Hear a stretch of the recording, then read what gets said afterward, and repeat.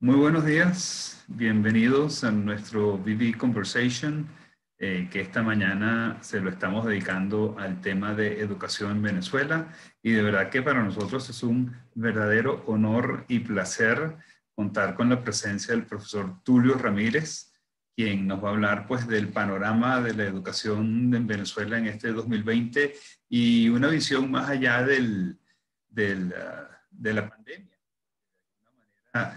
Tulio, tenemos que pensar que esta pandemia va a pasar y que de alguna manera, pues nosotros todos tenemos que pensar más allá de simplemente el ver el mañana, sino más adelantarnos y sabiendo pues que tenemos una serie de temas y de dificultades que como sociedad tenemos que resolver. Pero bueno, encantado de contar esta mañana contigo y voy a presentarte formalmente. Tulio Ramírez es sociólogo, abogado, egresado de la Universidad Central de Venezuela. Tiene un magíster en formación de recursos humanos de la Universidad Católica Andrés Bello y es doctor en filosofía y ciencias de la educación de la UNED en España. Ha hecho estudios postdoctorados en filosofía y ciencias de la educación en la Universidad Central. Es profesor actualmente titular de la Universidad Central de Venezuela, de la UPEL y de la Católica. Ex coordinador del doctorado y postdoctorado de educación de la Universidad Central y es actual director del doctorado y postdoctorado en educación de la Universidad Católica Andrés Bello. Es autor individual de 9 libros y coautor de 16 libros y más de 60 artículos publicados en revistas indexadas en prestigio nacional e internacional. Es conferencista en eventos nacionales e internacionales, invitados por distintas universidades como la Universidad de Pereira y la Universidad de Pamplona en Colombia, la Universidad Técnica de Cotopaxi en Ecuador, la Universidad Pontificia de Río Grande del Sur de Brasil y la Universidad Talca en Chile. Adicionalmente, es presidente de la Asociación Civil Asamblea de Educación, consultor jurídico en la Federación Venezolana de Psicólogos y columnista del diario Tal Cual. Con este currículum, Tulio, de verdad, no solamente para nosotros es un placer, sino que es un honor que nos acompañes en la mañana de hoy para conversar de este tema quizás tan complejo, un tema que lo hemos llamado Panorama de la Educación en Venezuela 2020, más una visión más allá de la pandemia. Y pues agradeciendo tu participación en este VB Conversation, sobre todo y en este microtaller que hemos llamado, sobre todo en el marco de los 70 años que está cumpliendo Benanchama en este momento, pues es un placer compartir contigo en la mañana de hoy. Bienvenido, Tulio.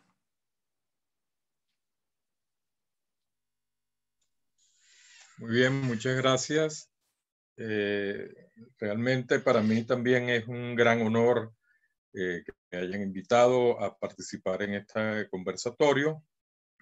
Benanchan siempre ha estado pendiente del acontecer de todo lo que en el mundo, América Latina y Venezuela nos está quejando, y siempre es valiosa la opinión de Benanchan. Hoy, aceptando la invitación que me hiciera la licenciada Patricia Mesuti, quien me contactó y me convenció de participar en este evento tan importante. Por supuesto, no le costó mucho convencerme. Bueno, le agradezco y a ti mismo, Luis, por esta presentación. Y bueno, espero que al resto de los que están participando aquí, pues les agrade algunos datos que vamos a dar en esta conferencia y luego abrir un espacio de discusión que siempre es importante. En Venezuela, afortunadamente, y en el resto de América Latina, a pesar de que hay distancia física, pues creo que la distancia social se ha acercado gracias a las nuevas tecnologías. Hoy más que nunca en toda América Latina y en todo el mundo, pues se han multiplicado este tipo de eventos, de conversatorios, webinars, videoconferencias, y nos está estrechando más que nunca.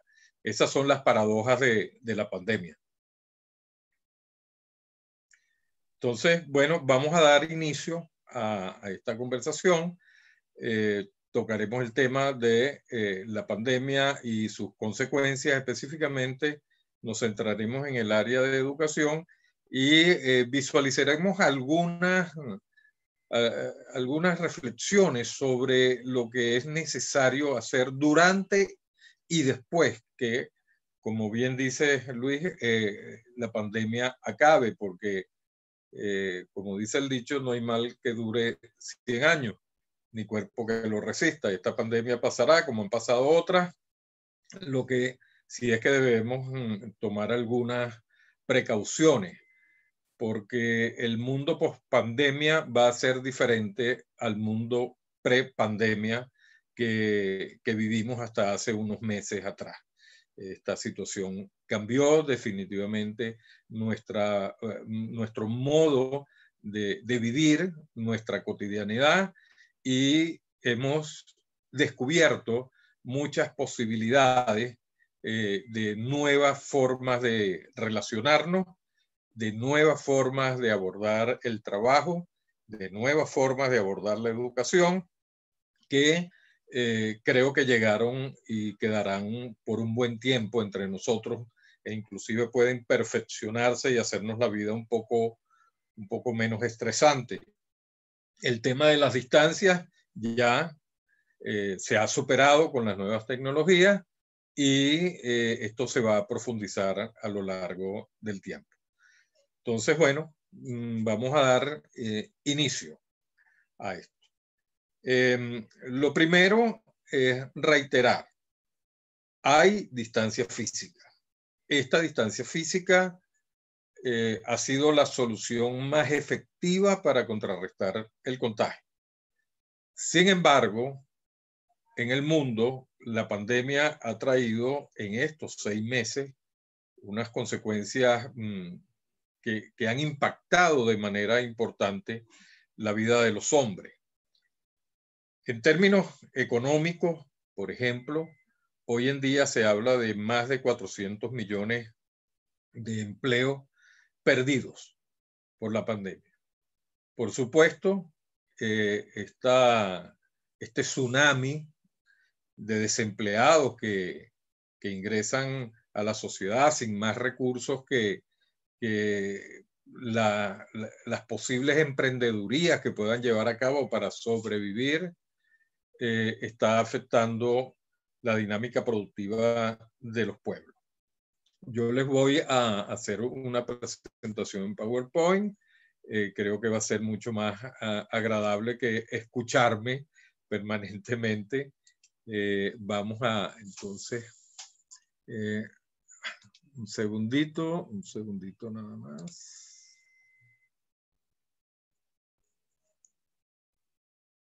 Había cerrado la presentación sin darme cuenta.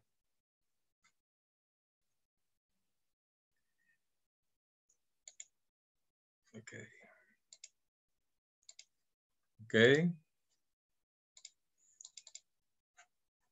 Muy bien, creo que todos la ven. Se ve perfecto. Todos la ven. Sí, okay. se ve perfecto. Perfecto. Ok, fíjense que uno de los anuncios de hace unos pocos días impactó mucho en el mundo. Disney anunciaba la pérdida de 28,000 empleos solamente en sus parques. Por supuesto, el decreto que en todas partes se implantó en todo el mundo, que es el de la cuarentena, afectó, por ejemplo, una empresa cuya razón de ser es el entretenimiento, y sobre todo los parques que están en Orlando, en Florida, en Estados Unidos. Bueno, el cierre de estos parques trajo como consecuencia 28,000 trabajadores que salen a la calle sin percibir dinero. Esto lo debemos multiplicar. Esto es solo una empresa. Esto lo debemos multiplicar a todas las empresas que no han podido sobrevivir a la pandemia o han tenido que reducir de manera drástica su actividad productiva. Pero si bien esto ha sucedido en todo el mundo ha estado azotado por la misma tempestad. En América Latina no estamos bajo el mismo techo de estos países desarrollados, cuyas cifras impactan como consecuencia de la pandemia, cifra de desempleo, de baja de productividad, de reducción del PIB, pero en América Latina esto se ha multiplicado. Fíjense que según la OIT, la Organización Internacional del Trabajo, en el caso de América Latina, se suman en estos últimos 6 meses 41 millones de desempleos. Es decir, 15 millones más que el año 2019, donde se contabilizaban 26 millones de desempleados. Esto, por supuesto, altera la vida cotidiana de las familias y más adelante vamos a ver cómo impacta en la educación, que es nuestro tema central. Entonces, esto nos explica cómo en el caso venezolano estamos viendo a través de las redes sociales muchos emprendimientos de personas que han quedado sin empleo o que continúan en el empleo, pero con un nivel de ingresos tan poco significativo que se ven en la necesidad de recurrir a través de las redes sociales a la venta de sus cosas usadas o del producto de su arte culinario y, por supuesto, con la consecuencia de que los usuarios, los eventuales compradores, también están en la misma situación de no percibir ingresos o bien por pérdida de empleo o bien por poca capacidad de consumo. Entonces la economía se tranca. Hay muchas ofertas, producto de emprendimiento, pero a la vez hay poca demanda, producto del desempleo o producto de ingresos que no permiten la capacidad de consumo. Si vemos en el gráfico, observamos que en comparación con el resto del mundo, en América Latina, la tasa de desempleo en el año 2020 creció mucho más alta que en el resto de los continentes, un 13,1%. Por eso digo que si bien la pandemia azota por igual a todas las regiones, no todos los techos donde guarecerse son iguales. En América Latina, al parecer, el techo que nos está guareciendo tiene muchas goteras y vamos a verlo más adelante. En los países del primer mundo, producto de la pandemia, se tomaron medidas muy importantes desde el punto de vista económico. Una de ellas fue el teletrabajo. La diferencia con América Latina es que en esas regiones del mundo donde ha habido más inversión en tecnología, las empresas tenían un apresto tecnológico que permitía depender cada vez menos de la presencia física del trabajador o del trabajo físico y depender cada vez más del talento y de las competencias digitales o tecnológicas de los trabajadores. Esto ha hecho que en el resto del mundo, si bien el impacto en la economía ha sido desastroso como producto de la cifra de desempleo que estamos viendo en la gráfica, pero son economías que con fortalezas que le permiten ir bandeando la situación y depender más de la tecnología ya instalada.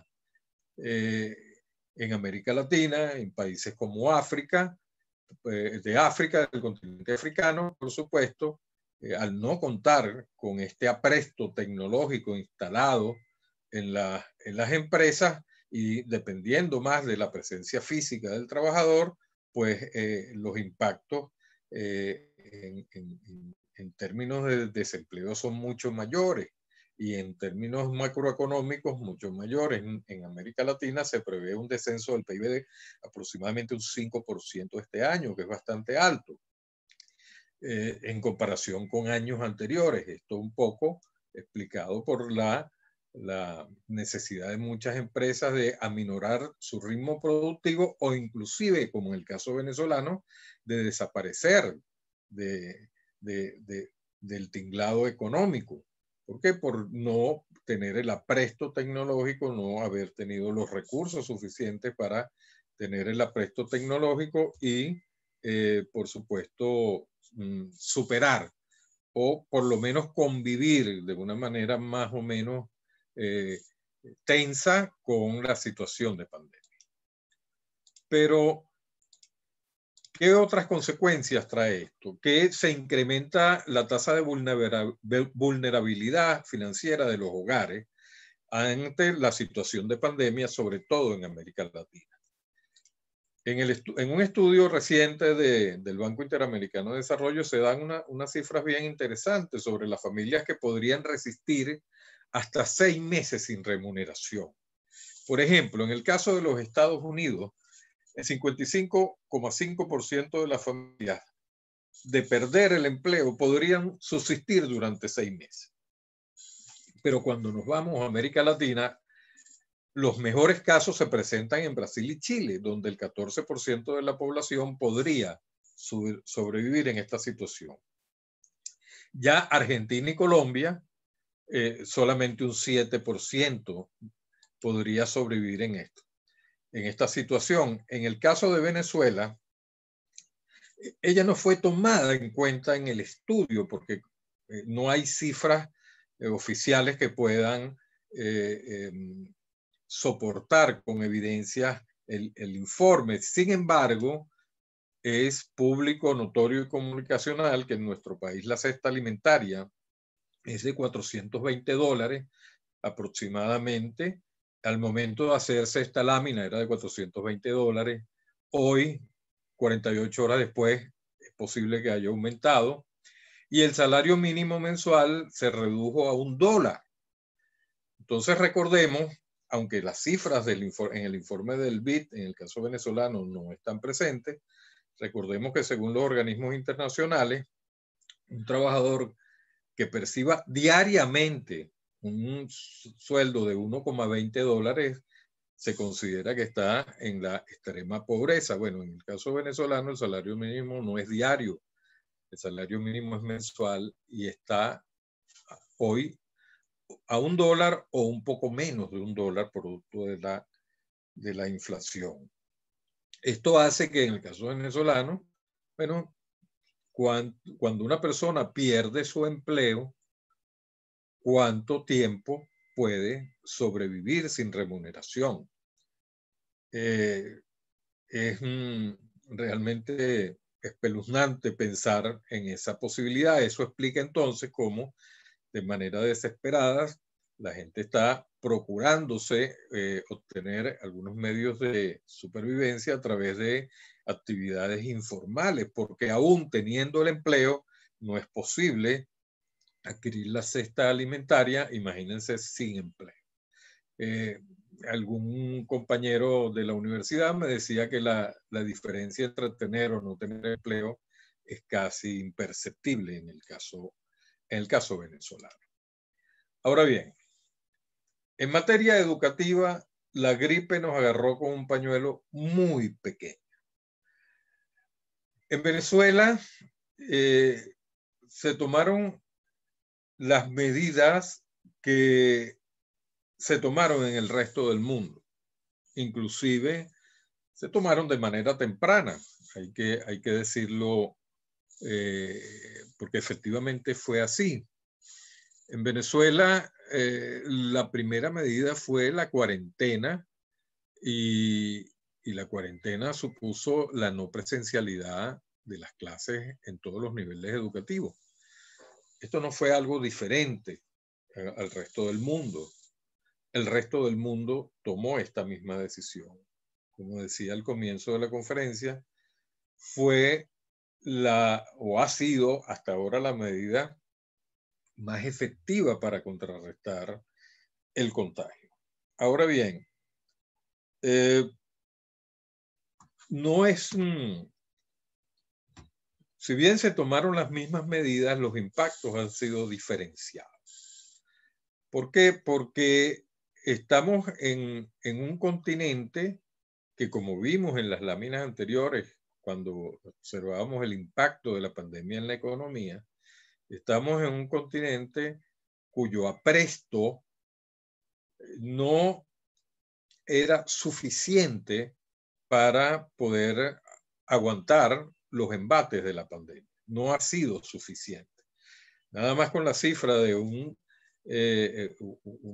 desempleo que aumentó de manera drástica en estos últimos 6 meses, con un espectro de empresas que ha bajado su productividad o ha desaparecido del mercado, con niveles de salario muy bajos o la no existencia del salario en algunos casos, pues por supuesto esto se refleja en materia educativa. Y esto lo vamos a ver un poco a continuación. En América Latina, 150 millones de estudiantes dejaron de ir a la escuela. Y por supuesto, la alternativa fue la educación online. Sin embargo, salvo algunos pocos países de nuestra región, estas medidas, su impacto en estos últimos 6 meses no ha sido el deseable. Hay países en el mundo en donde esta medida no ha alterado en demasía la calidad de la educación que se ha impartido o que se imparte en esos países. ¿Por qué? Porque son países que han invertido no solamente en tecnología, sino en educación tecnológica a sus ciudadanos. Entonces, una situación extrema en la cual el individuo de un día para otro, de manera sobrevenida, no ve otra alternativa que suplantar la presencialidad, bien en el trabajo, bien en la escuela, por la relación tecnológica, pues si tiene esa formación previa, si está acostumbrado, ha estado acostumbrado a relacionarse a través de las nuevas tecnologías, pues la alteración de su vida cotidiana se impacta poco. No así ha sucedido en América Latina. En casi todas las regiones nos agarró la gripe sin pañuelo o con un pañuelo muy corto. En América Latina no ha habido tradición de educación online, por ejemplo, por lo menos en la educación pública. La presencialidad ha sido la modalidad centenaria de atender la educación, y si bien en las últimas décadas en algunas escuelas se abrieron aulas de informática para adiestrar a los estudiantes, esta cobertura no cubrió ni por lo menos un 30% de todas las escuelas en la región, y estas cifras las vamos a mostrar en un momento. Entonces, claro, ante esa situación, este tsunami de la pandemia trastocó de manera, trastoca y estará trastocando de manera importante a la educación, y por supuesto con su impacto e incidencia en la calidad de la misma. En América Latina, para mencionar solo algunos obstáculos que han impedido pues que esta medida de educación online sea lo efectiva que se hubiese querido. Un segundo. Disculpen. Bueno, uno de los obstáculos lo encontramos con la precaria conectividad. En un estudio, para hablar solamente del caso venezolano, que claro, es un caso atípico en la región, pero que es importante mencionarlo, en un estudio de Speedtest del año 2019, de 176 países analizados, Venezuela ocupó en términos de conectividad el lugar número 175, superado solamente por un país asiático, que no recuerdo el nombre, creo que se llama Turkmenistán, que ocupaba el número 176. Una conectividad que para ese momento, en términos de megabyte por segundo, no superaba al 3,5. No quiero hablar de Suiza, que tiene 53,3 megabytes por segundo. No quiero hablar de Finlandia, que tiene un poco menos de 50 megabytes por segundo. Pero hablemos, por ejemplo, de nuestro vecino Colombia. Colombia tiene 19,7 megabytes por segundo. Comparemos el caso colombiano con el caso venezolano. Y menciono Colombia por ser vecino y por ser un país con características más o menos similares. Con todos los problemas que tiene Colombia, ha hecho una inversión importante en tecnología y conectividad, pero en el caso venezolano, pues con una conectividad de 3,5, no estamos ni siquiera en términos medios en cuanto a estándares mundiales, sino más bien en el extremo inferior de cualquier pirámide. Luego, con la falta de conectividad, tenemos la situación de la limitada cobertura de la señal. Porque en Venezuela tenemos que hablar de tres situaciones que son diferenciadas y que muchas veces las reducimos a dos, no, son tres situaciones. Una, en la Venezuela profunda no llega la señal. En la Venezuela profunda no hay cobertura. Los niños de las escuelas de las zonas rurales no tienen esa posibilidad. Esa es una situación extrema. Luego tenemos una situación en el otro lado de la balanza, que son las zonas urbanas y semiurbanas, donde hay conectividad, hay cobertura, pero esta es precaria debido a las deficiencias del sistema eléctrico. Y luego tenemos una tercera situación que se da mucho en las zonas urbanas marginales, en condiciones de marginalidad con respecto a la vida económica, las barriadas, y tenemos las zonas semiurbanas, que es una situación interesante, que puede haber señal con intermitencia, pero hay incapacidad para adquirir equipo. Entonces, y esto se replica mucho en muchos países de América Latina. Quizás en las zonas urbanas el Internet es menos intermitente que en el caso venezolano, pero hay problemas con sectores de la población que no tienen capacidad para adquirir los equipos.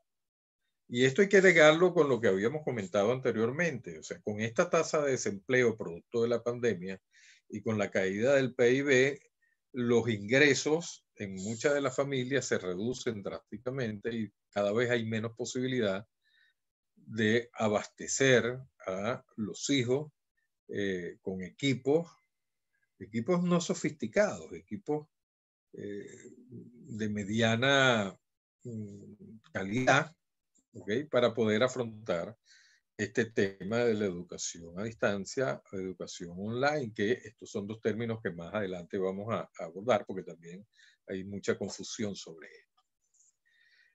En el caso venezolano, un teléfono inteligente de baja gama está por el orden de los $80. Si una persona, una familia, recibe 2 sueldos mínimos, es decir, $2 o $3 mensuales, es imposible adquirir esos equipos. El equipo de más baja gama, ojo, no hablo de laptop, no hablo de tablet, hablo de un teléfono inteligente de los más baratos que se puedan conseguir en el mercado. Esto constituye un obstáculo muy importante. Ahora bien, después de tener el aparato que se consigue por obra de algún milagro económico que una familia pueda del cual una familia pueda beneficiarse, entonces tenemos el tema de la conectividad. Ok, todas estas cosas no actúan de manera independiente, hay que ligarlas. Luego tenemos otro obstáculo que muy poco mencionado, pero que a mi entender es muy importante, que es que hay una confusión entre lo que son clases en línea y lo que es la educación a distancia. Y la primera confusión se instaló desde el mismo momento en que se decretó que la educación ya no iba a ser presencial. Se habló de manera indistinta de educación a distancia y de educación en línea o clases en línea. Son dos cosas diferentes. Y si no hay claridad en estos conceptos, pues los maestros pueden tener confusión sobre lo que van a hacer y cada maestro lo entenderá de manera diferente y establecerá estrategias diferentes. Y eso lo hemos visto durante la pandemia. Experiencias de estudiantes de un colegio que trabajan bajo una modalidad de educación a distancia, en otra escuela se trabaja mediante la modalidad de clases en línea, en otra escuela simplemente se envían instrucciones por correo electrónico y se reciben los trabajos por correo electrónico. Es decir, esas tres cosas, esas tres actividades no se pueden englobar en un solo concepto porque son diferentes. Las clases en línea es simplemente llevar las clases del aula a la casa a través de la tecnología. Son esas clases en donde se le dice al muchacho, usted se conecta todos los días desde las 8 de la mañana hasta la 1 de la tarde, va a recibir sus clases como que si estuviese en el salón. Esas son clases en línea. Muchos maestros la han llevado a cabo, que inclusive, y va a parecer un chiste lo que voy a decir, pero es la realidad, muchos colegios obligan a los estudiantes a colocarse el uniforme para recibir la clase en línea desde el cuarto de su casa. Esto parece absurdo, pero está sucediendo porque, bueno, se está tratando de manera errónea de llevar el aula, la dinámica del aula, de la presencialidad, a la dinámica virtual. Esto es un error, a mi entender. Luego tenemos la educación a distancia. La educación a distancia no se reduce a las clases en línea.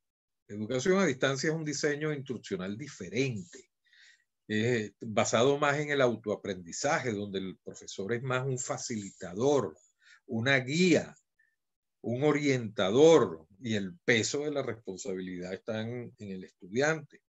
Se utiliza mucho a nivel universitario por la madurez del estudiante, el cual tiene la disciplina suficiente para autorregularse en este tipo de estudios y exige del profesor unas competencias que no se reducen a dictar una clase a través del Zoom o a través del Jitsi, ni tampoco se reducen a dar instrucciones para atiborrar de tareas y trabajos a los estudiantes a fin de que en las siguientes horas los estudiantes devuelvan esos trabajos realizados a través del correo electrónico. No, la educación a distancia es mucho más compleja, amerita mucha más creatividad por parte del docente para diseñar materiales instruccionales, para orientar la búsqueda de información por parte del estudiante en el ciberespacio, supone el diseño de actividades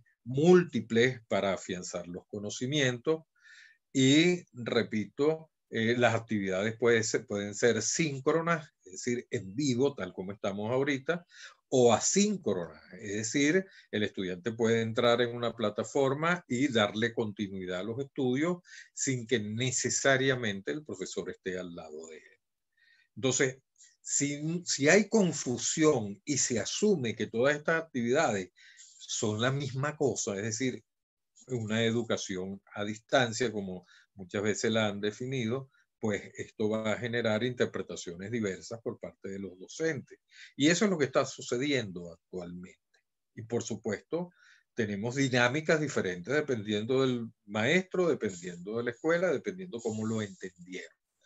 Y aquí ha habido falta de dirección, de lineamientos claros, por parte de las autoridades ministeriales en educación, que pensé que en estas vacaciones se iba a aprovechar para dar esos talleres a los docentes, formarlos en educación a distancia o decidir si finalmente era educación en línea, pero dar un lineamiento claro y crear las competencias en los docentes durante las vacaciones. Esto no se hizo y el nuevo año escolar comenzó con las mismas confusiones con las cuales culminó el año escolar anterior.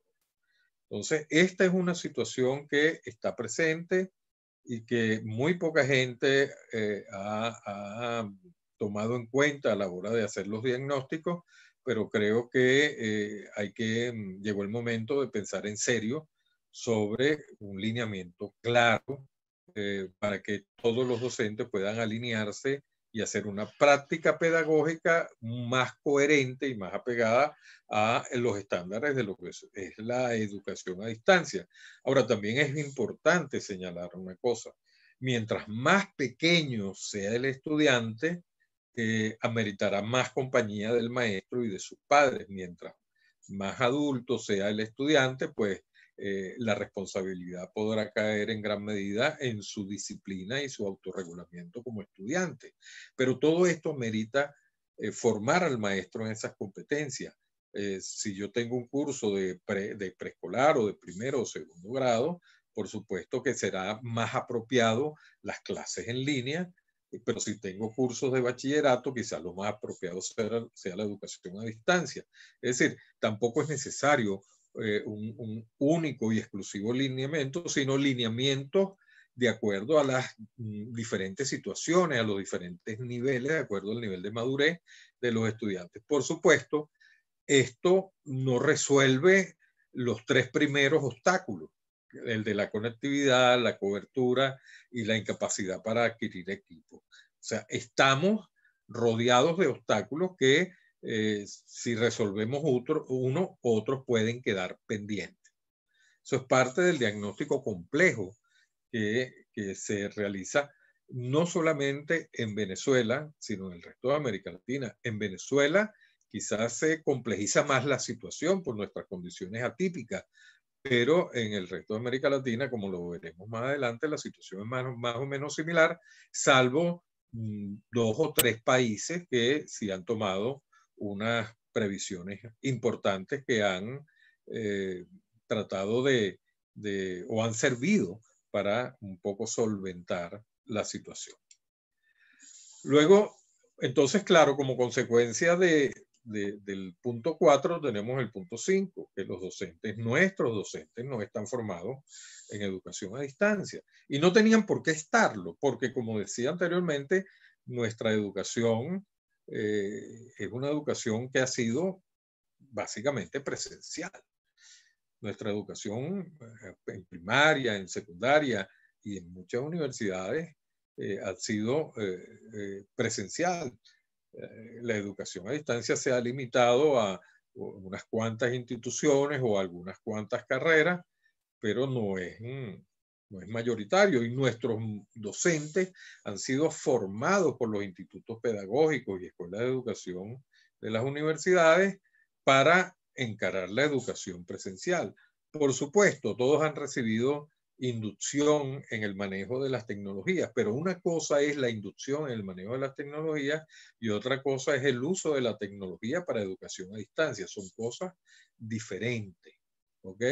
Enseñarme a hacer una conferencia, un video para una conferencia, para una clase, eso es parte de la educación a distancia, pero la educación a distancia no se limita a conferencias por video. Entonces, nuestros docentes no están formados.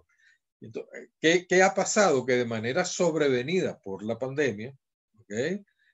Nuestros docentes se han visto en la situación apremiante de sobre la marcha, es decir, cambiando el caucho con el carro rodando, de aprender algunas competencias, desarrollar algunas competencias en un mundo digital de la cual han sido muchos de ellos extraños.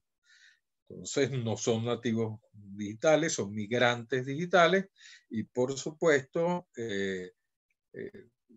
las capacidades de aprendizaje no son tan rápidas como las de un muchacho que es un nativo digital. Entonces, este es un problema que tenemos allí y que, por supuesto, repito, hay que no resuelve, en caso de resolverse, no resuelve los puntos 1, 2, 3 e inclusive el 4 de esta lista de obstáculos que estoy colocando. Luego tenemos un sexto elemento, que es la inexistencia de plataformas institucionales. Ha recaído sobre el maestro todo el peso y responsabilidad de la educación, o bien online o bien a distancia, como la han entendido, pero ha recaído básicamente sobre el maestro. ¿Por qué? Porque no hay plataformas institucionales. ¿A qué me refiero con plataformas institucionales? No se han construido, y no tenían tampoco por qué construirse, aulas virtuales en los colegios. Eso es un desarrollo tecnológico en el área de la educación a distancia que es imprescindible. Un área, una plataforma, un campus un campus virtual en el cual los docentes puedan abrir sus aulas virtuales, en el cual pueden contar con todos los recursos disponibles para montar materiales, para hacer grabaciones de conferencias, para establecer links de conferencias hechas por otros. Es decir, eso no existe. Quizás en algunas escuelas o colegios privados de alta gama es posible que exista, pero en la mayoría de las 24.000 escuelas venezolanas esto no existe. Entonces, el docente ha tenido que utilizar sus pocos conocimientos tecnológicos y valerse de su correo electrónico, o valerse, en caso de que se inscribió en una plataforma como Zoom, disponer de 1 hora en el Zoom para poder contactar a sus estudiantes, y lo otro, correo electrónico. Esto limita cualquier desarrollo de una educación online o educación a distancia. Fíjense que estoy siempre nombrando los dos conceptos y no uno solo, porque no hay un solo concepto, o un solo concepto no se refiere a toda esa gama de posibilidades. Entonces, claro, estas plataformas institucionales, quizás algunas universidades la tienen, la Universidad Católica la tiene y por eso no ha parado su actividad académica y docente. La Universidad Central, con todas las dificultades presupuestarias, tiene un campus virtual. Quizás otras universidades lo tengan, otras universidades no, pero a nivel de bachillerato y sobre todo en la educación pública, esto es inexistente. Esto es inexistente. Entonces, hablar de educación a distancia sin plataformas virtuales que puedan alojar a los diferentes aulas es imposible desarrollar. Por eso es que nos hemos limitado a enviar y recibir correos electrónicos por parte de los estudiantes. Muy bien.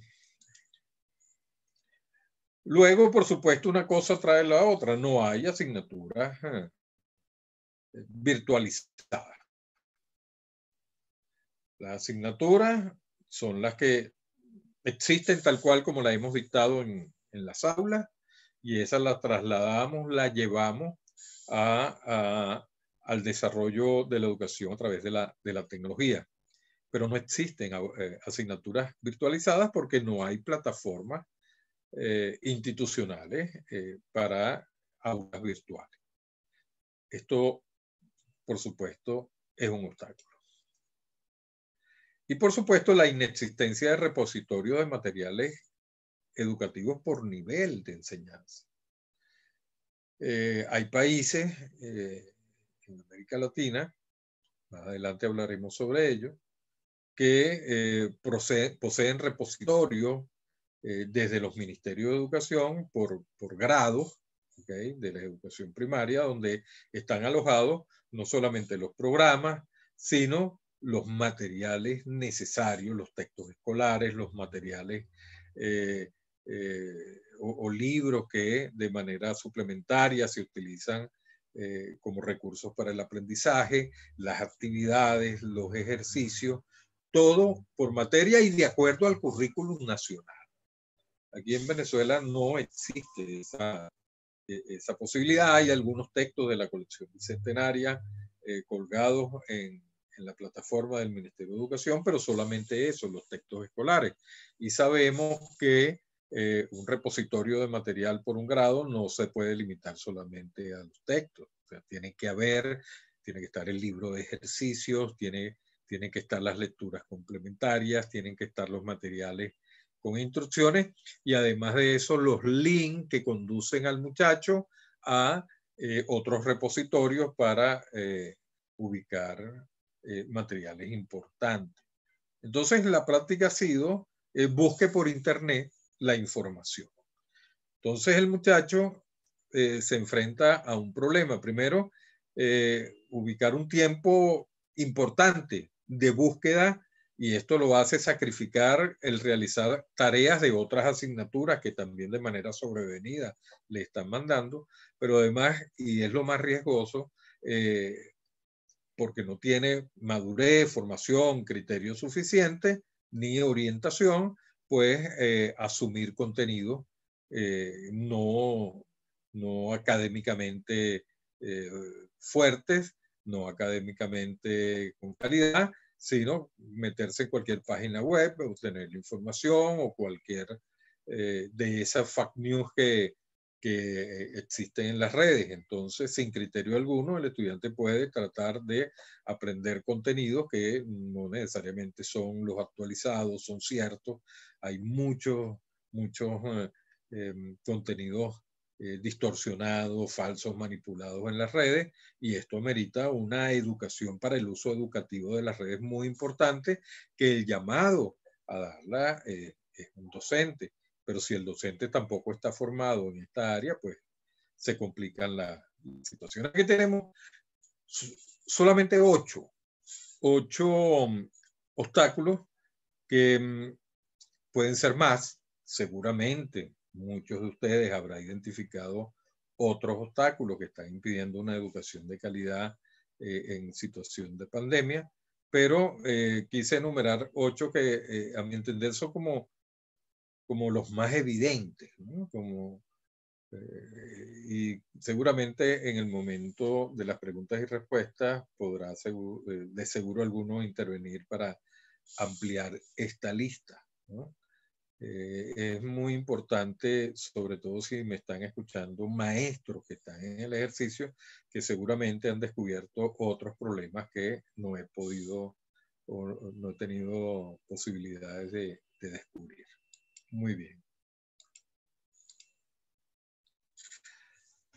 Pero además de estos 8 obstáculos, hay algunos aspectos que de no estar presentes potencian el fracaso en la educación online. ¿Okay? Cuando hablo de educación online, este es un supraconcepto, él puede incluir o la educación a distancia o las clases en línea. ¿Okay? Es como un paraguas, educación online, para no estar siempre hablando de niños y niñas, hombres y mujeres, sino de un concepto que los ubica a todos. ¿Okay?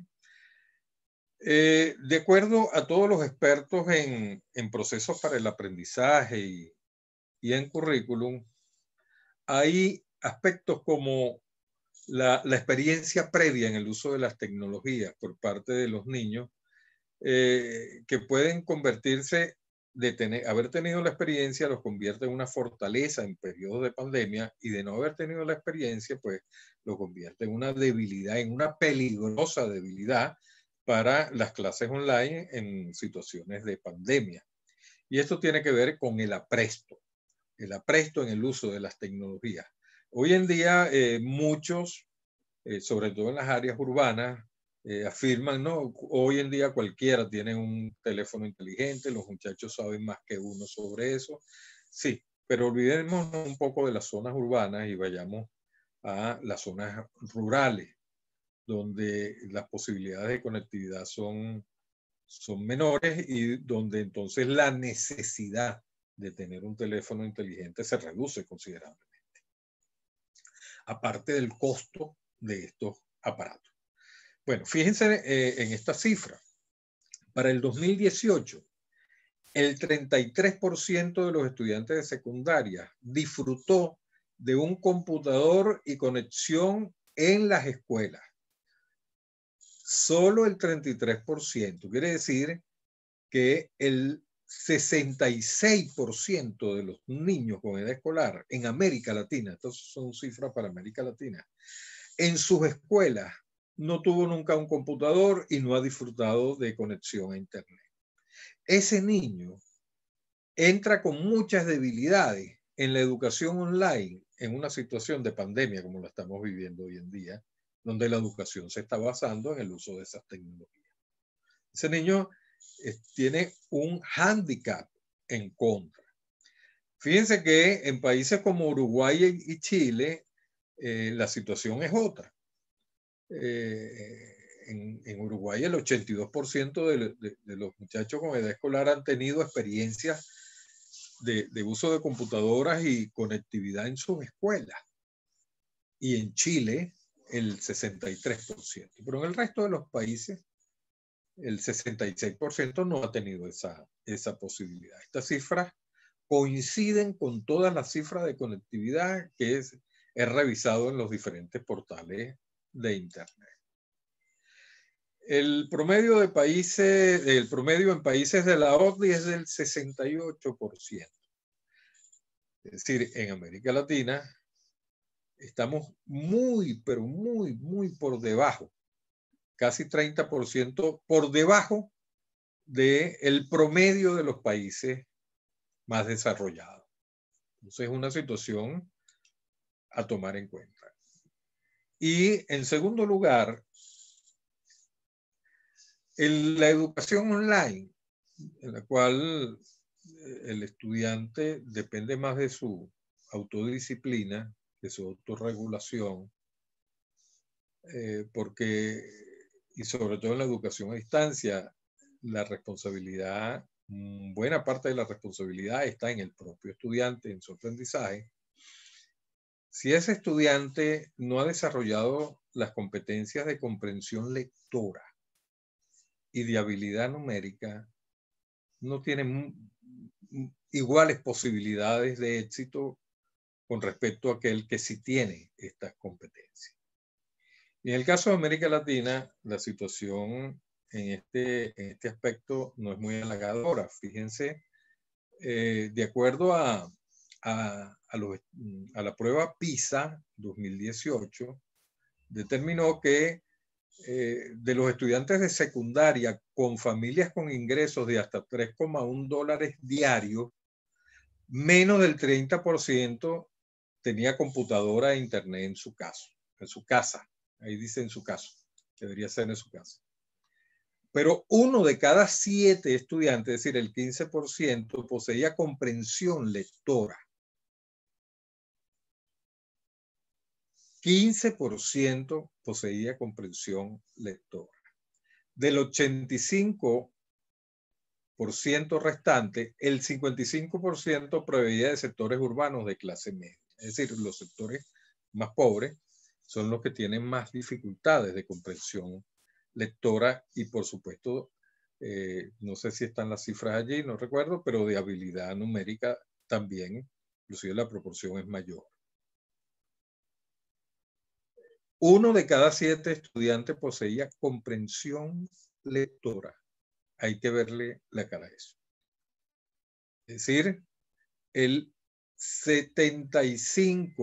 85% de los que presentaron la prueba PISA no poseían comprensión lectora en nuestro territorio. Esta falta de apresto, que es prepandémico, ¿ok?, dificulta cualquier educación que se va a fundamentar sobre la base de la investigación y la indagación autodisciplinada por parte de los estudiantes.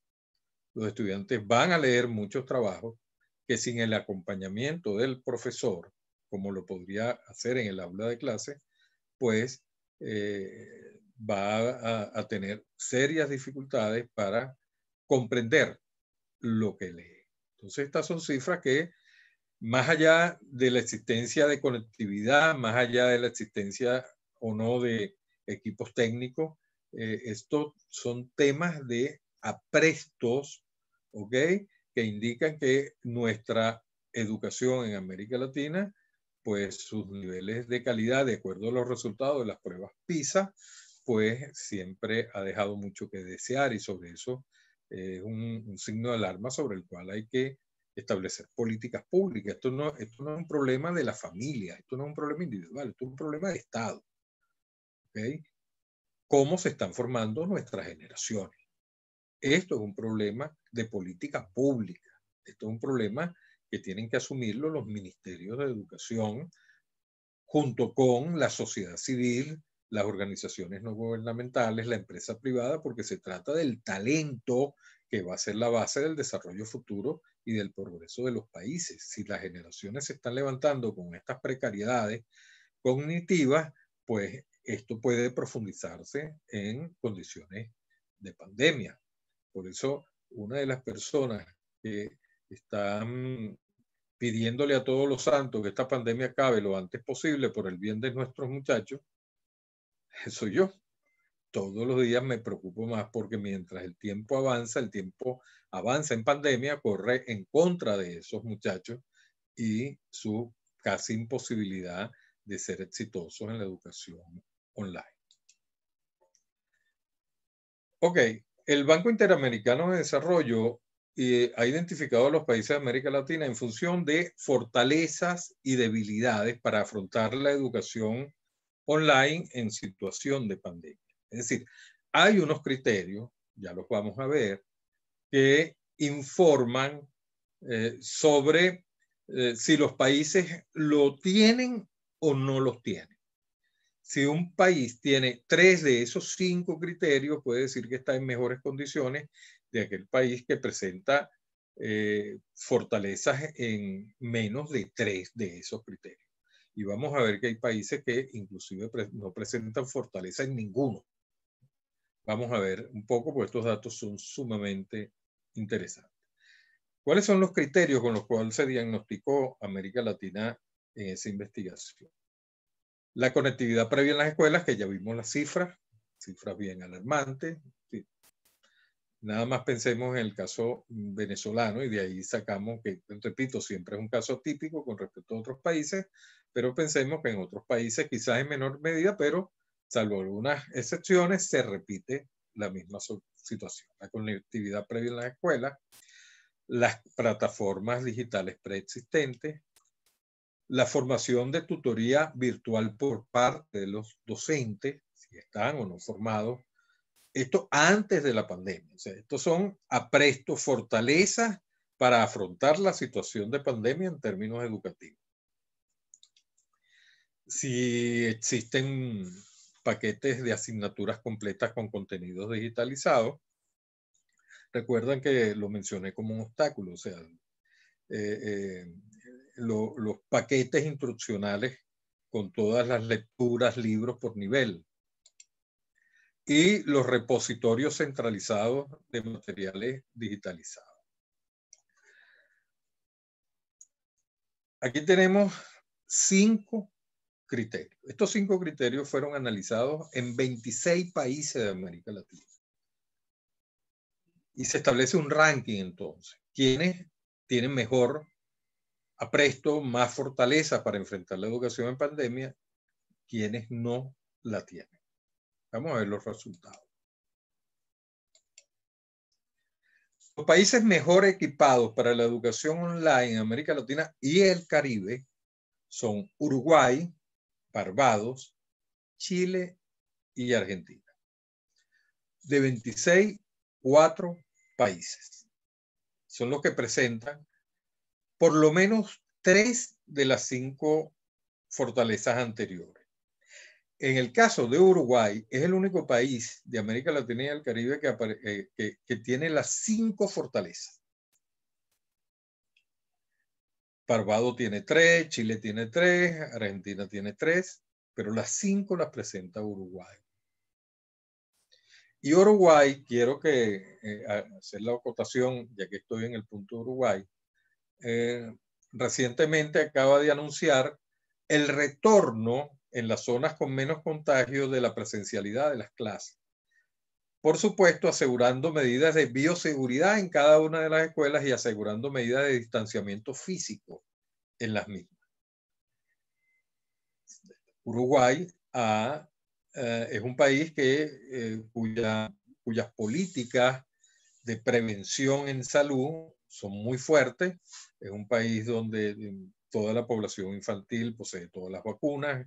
Es un país en el cual durante los procesos de pandemia los niños fueron subsidiados con equipos tecnológicos, es decir, las familias fueron subsidiadas para adquirir equipos tecnológicos, cosa que también sucedió en los Estados Unidos.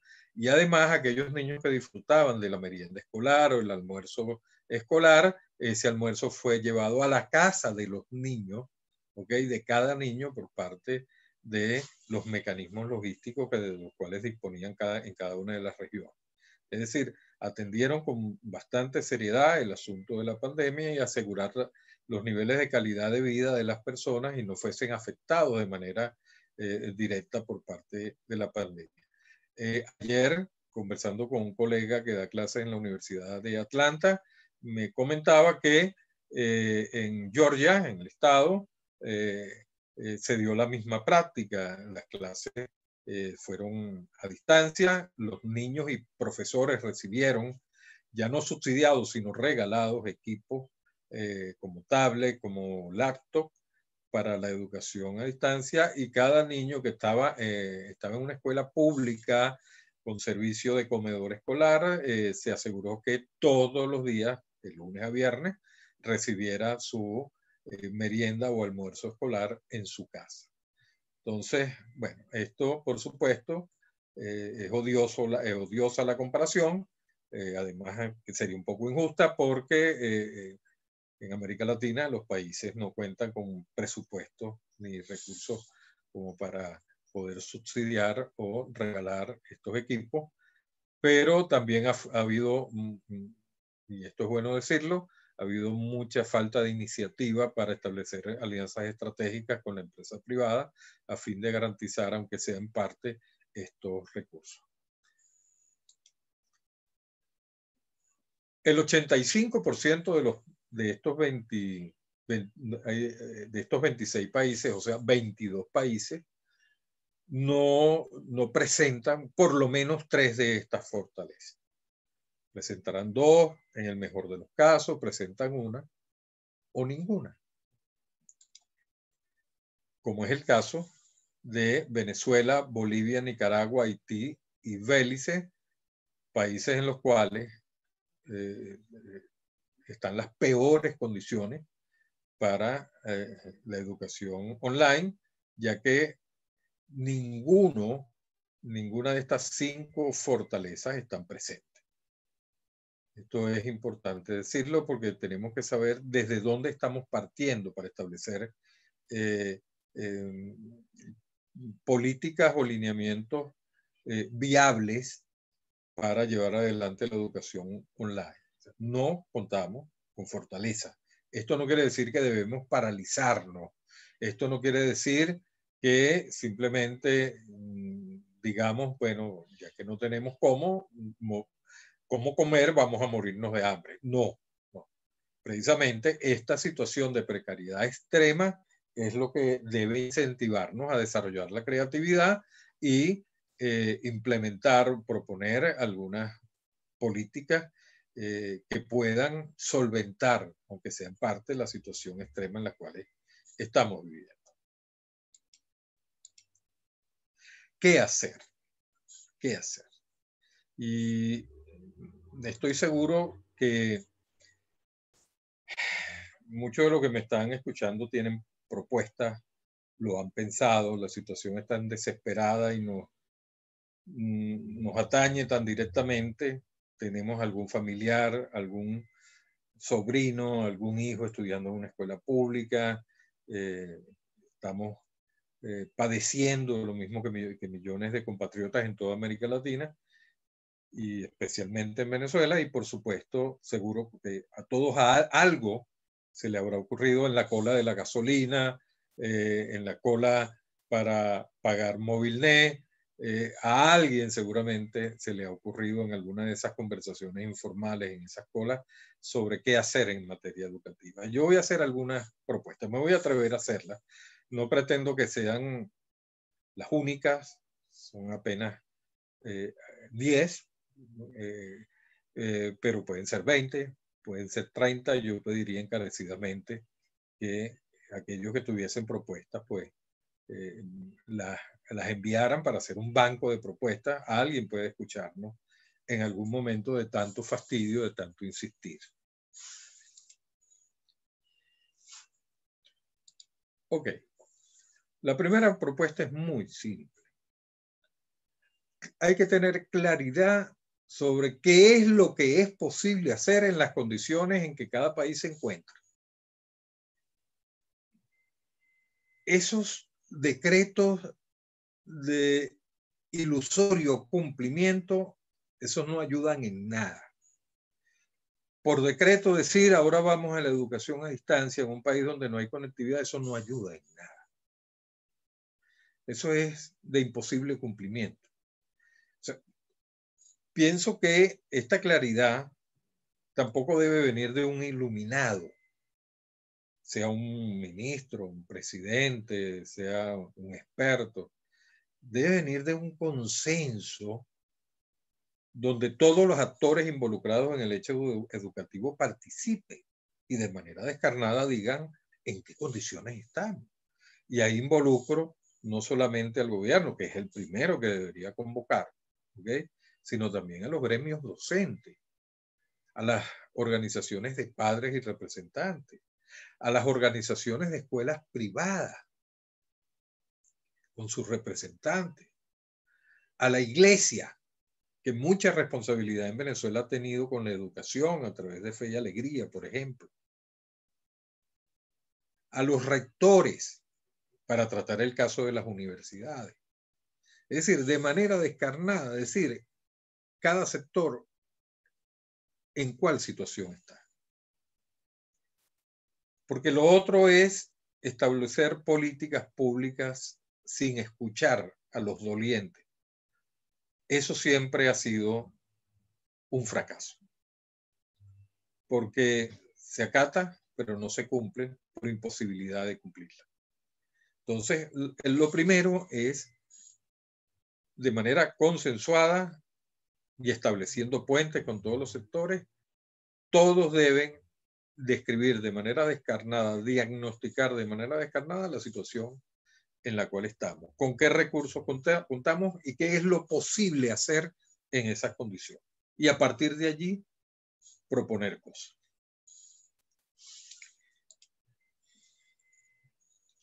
Hay que formar sobre la marcha a los docentes y a los estudiantes para las nuevas condiciones. La adaptación no se hace por generación espontánea, y cuando se hace por generación espontánea, que no es lo ideal, sin orientación de ningún tipo, puede ocasionar, puede inducir al error. Y es lo que está sucediendo. Se le está diciendo a los maestros, encárgase de la educación a distancia sin definirles lo que es eso. Y los maestros están haciendo lo que buenamente se les ocurre. Unos dan clases todos los días a través del internet, otros atiborran de tareas, otros simplemente mandan materiales. Es decir, no hay criterios de acuerdo a los niveles y modalidades de la enseñanza. Hay alumnos de preescolar o de primer grado que hacen lo mismo que hacen los de tercer año de bachillerato, y hay profesores de tercer año de bachillerato que hacen lo mismo que lo que hacen los de segundo grado. Entonces, por supuesto, esto sucede cuando no hay lineamientos claros, cuando no hay formación en educación online, cuando no hay conocimiento sobre todas las potencialidades y todos los criterios pedagógicos que hay que tomar en cuenta para desarrollar la educación online. Muy bien. Y esto no solamente a los docentes, también a los estudiantes, porque si bien los estudiantes son nativos digitales, no es igual aprender a jugar con el teléfono a darle uso educativo al teléfono. No es lo mismo. ¿Ok? Y para esa formación hace falta expertos que acompañen a esos muchachos y les desarrollen esas competencias. Hay que crear o fortalecer las plataformas institucionales, las aulas virtuales, que no quede bajo la responsabilidad exclusiva del maestro y su correo electrónico enfrentar la educación en línea. O sea, tienen que crearse las aulas virtuales. Y esto es un desarrollo que muchos colegios privados lo tienen, no todos, pero ya algunos lo han desarrollado. Algunas universidades lo tienen, como lo dije anteriormente, pero la gran mayoría no. Eso hay que desarrollarlo. Tenemos el inconveniente que no todas las escuelas tienen conectividad. Ese es otro factor que debe formar parte de ese diagnóstico descarnado, y sobre eso hay que establecer estrategias diferentes, ¿okay? Que no dependan tanto de la tecnología. Hay que crear repositorios de textos y materiales digitalizados por asignaturas y nivel educativo. De esto no me voy a extender más, he hablado suficiente. Los docentes ya deben dejar de ser dadores de clase para convertirse en orientadores y facilitadores de aprendizaje más que de elocuentes conferencistas. Porque la educación, a menos que se asuma que lo que hay que hacer sea clases en línea, ahí sí. Entonces pase sus 2 horas diarias o 6 horas hablando a el grupo de estudiantes. Pero hay muchas más posibilidades que eso. Pero para eso el rol del docente adquiere una dimensión diferente. Y esto tampoco se aprende por generación espontánea, hay que formarlo en eso y formarlo sobre la marcha. Repito, hay que cambiar el caucho aun cuando el carro esté rodando. Mientras menos edad tenga el estudiante, el acompañamiento de los padres debe ser mayor, y allí la responsabilidad, porque los padres son actores importantes dentro del proceso educativo de sus hijos. No toda la responsabilidad está en la escuela, no toda la responsabilidad está en el maestro. Pero tampoco hay que darle toda la responsabilidad al padre. O sea, a cada quien lo que le corresponde hacer. Y mientras el niño sea más pequeño, amerita más acompañamiento de los padres. Si el muchacho ya es un universitario, los padres seguramente no tienen que acompañarlo, pero si está en primero o segundo año de bachillerato, los padres deben estar por lo menos atentos y supervisando que el muchacho haga todo lo que tiene que hacer. ¿Okay? Son acompañamientos diferentes. ¿Okay? Y en las condiciones que amerita cada situación. Bien. Debe establecerse acuerdos entre el gobierno y las empresas de comunicación de radio y TV para ceder espacios educativos en la parrilla. Fíjense, esto es una alternativa, usando tecnología de primera generación. Si en la Venezuela profunda no llega la señal de internet, seguramente hay el radiecito en la cocina o el televisor en la sala. Bueno, hay esos recursos de primera generación tecnológica, hay que utilizarlos, como lo han utilizado en otros países de América Latina, estableciendo, como en el caso de Colombia, canales educativos con horarios claros y con una publicidad masiva para que cada estudiante sepa a qué hora le corresponde qué materia, en qué canal. ¿Ok? Eso es posible hacerlo. Y ahí cubrimos un poco las deficiencias de conectividad y cobertura de la señal en buena parte del territorio. Pero para eso tiene que haber ese acuerdo, una política pública que involucre a estos actores que, de acuerdo a la Constitución, son entes también que forman parte del sistema educativo del país, porque un sistema educativo no se reduce a la educación formal, ¿okay? No se reduce a escuelas, universidades y liceos. Los medios de comunicación también contribuyen a la educación social de un país. Bueno, este es el momento en que esas alianzas deben concretarse y establecer parrillas, en la parrilla programaciones educativas, pero no genéricas ni repetitivas, y utilizando los mejores profesores y de manera coherente, ajustadas al currículum, a un grado determinado. para que todos puedan con confianza sintonizar ese programa y saber que están recibiendo la clase del día. ¿Okay? Y aquí en Venezuela ha habido experiencias muy, muy interesantes, experiencias muy viejas. El caso de Fe y Alegría con la educación a través de la radio. Conocí en mi juventud muchas señoras que en la cocina de su casa, haciendo la cena, escuchaban su clase. Eso, ¿por qué no hacerlo con los muchachos, con los niños? Repito, de esas regiones en donde no hay conectividad. Hay que utilizar los canales de YouTube para la grabación de videos explicativos de los contenidos. Eso es otra alternativa. Si la conexión es intermitente y no se pueden dar las clases de manera síncrona, bueno, utilizamos los mecanismos asíncronos. Entonces la clase la grabamos, la montamos en un canal de YouTube y los estudiantes tienen acceso a esa clase cuando tengan conexión. Entonces se elimina esa angustia de un muchacho corriendo donde el vecino, a ver si tiene señal para poder escuchar la clase.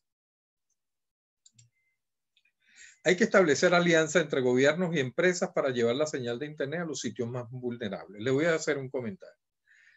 El profesor Eric Brouwer de la Universidad de Leipzig en Suiza me comentaba que el gobierno suizo había implementado a través de su Ministerio de Educación que para las regiones montañosas de los Alpes, en los cuales la señal era muy intermitente por razones obvias, muchas veces, bueno, no solamente la altura, sino el clima, que se implementó una política de sobrevolar globos a horas específicas del día con enormes mecanismos de Wi-Fi para distribuir la señal por todas esas horas.